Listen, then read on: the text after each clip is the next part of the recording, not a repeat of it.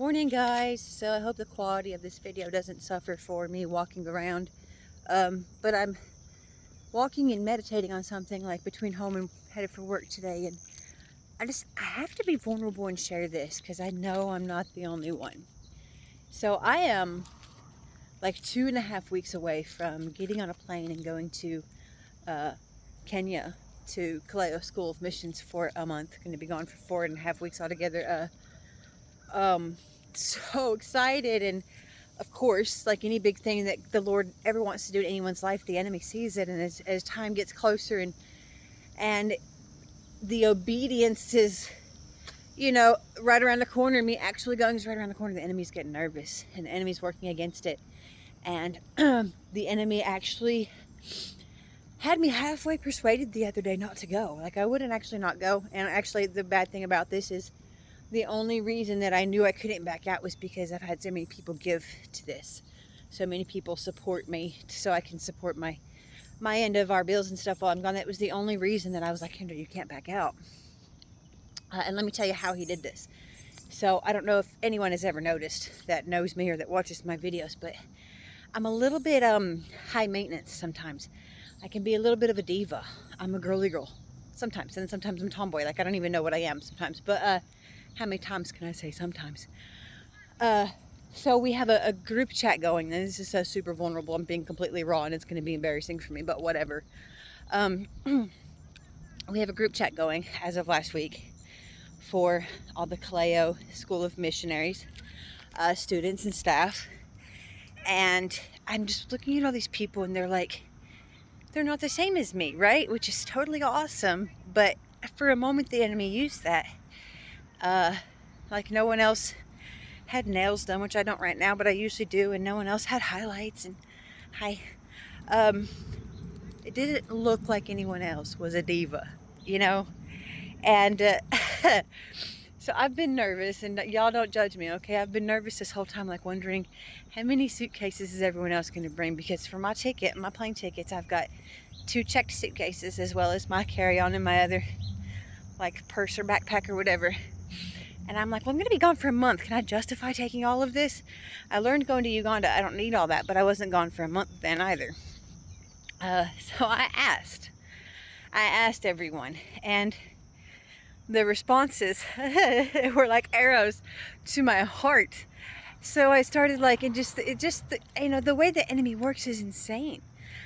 The way the enemy totally unpacked that wrong and organized that wrong in my mind and had me convinced that I wasn't going to fit in and that I didn't belong and that I was too much and I can't do this and no one's going to like me and everyone's going to judge me and so many things. Like, it, after a day or two of me panicking, I just got so defeated.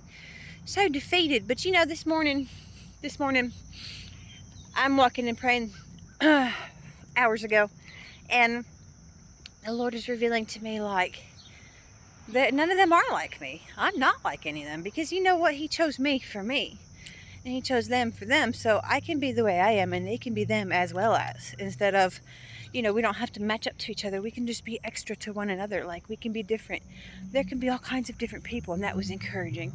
And then he reminded me of the verse, for I'm fearfully and wonderfully made, and he prompted me to look it up, like, to see what he actually said. So I'm not even going to try to pronounce. I can picture the word in my mind right now, but I can't speak Hebrew.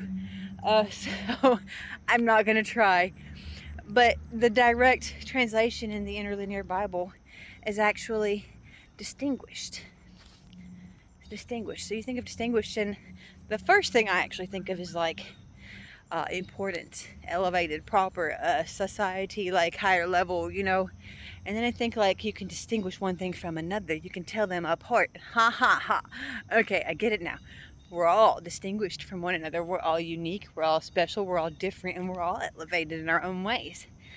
And then I got to looking at the different versions, and most of them say fearfully and wonderfully made. But I just love the Passion, because it captures the passion of the Lord's heart in the passionate way that I would think he would speak to us. That's why it's called the Passion, right? And it says, thank you for making me so wonderfully complex. And I'm like, bam, that's it. That's all I needed. I needed that so bad today. Like, Fearfully and wonderfully made, yes. Yes, yes, yes. Distinguished, I'll take it. Wonderfully complex, obviously. So, I don't know who else is a Barbie doll, who else is extra, who else feels like they don't quite match up. You know, whichever side of the spectrum you're on or wherever you're at in your realm of things.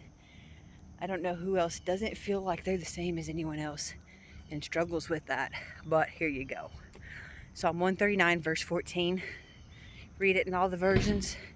Read it in the way God originally said it. Study it, do word study on it, and understand how He made you to be you. He didn't make you to be me. He didn't make you to be your family. He didn't make you to be whoever else you're around every day that you might compare yourself to. He made you to be you, just like He made me to be me. Y'all have a wonderful day, and I love you all.